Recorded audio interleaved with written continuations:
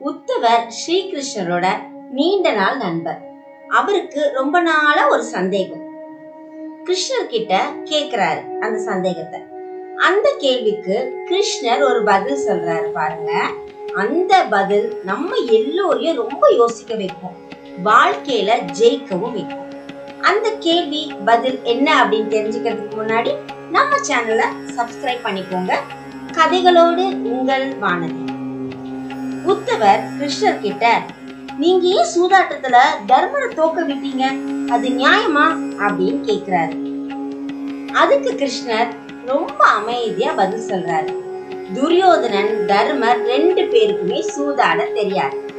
ஆனா துரியோதனன் சூதாட தனக்கு தெரியாததை உணர்ந்து விவேகத்தோட என்னோட ஆஸ்தி சொத்து எல்லாத்தையும் நான் சூதாட்டத்துல வைக்கிறேன், ஆனா என்னோட மாமா சகுனி பகடையை உருட்டி சூதாடுவார் அப்படின்னு சொல்றான். தர்மனோ தனக்கு தெரியாத சூதாட்டத்தை அவரே ஆடுறாரு.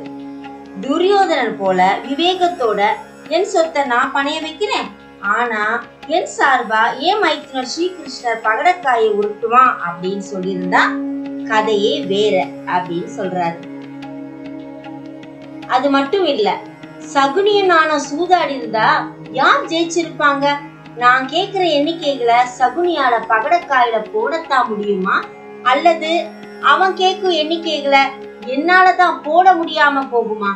இதெல்லாம் தெரிஞ்சிட்டு தர்மர் இப்படி கோட்டை விட்டுட்டாரே அப்படின்னு நமக்கெல்லாம் தோணுது இல்லையா?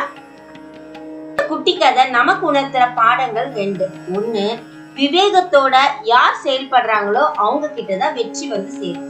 2வது, நமக்கு தெரியாத விஷயத்த தெரிஞ்ச மாதிரி செஞ்சோம் அப்படின்னா அவமானம் தான் மிச்சம். மீண்டும் கதைகளோடு சந்திப்போம். நன்றி, வணக்கம்.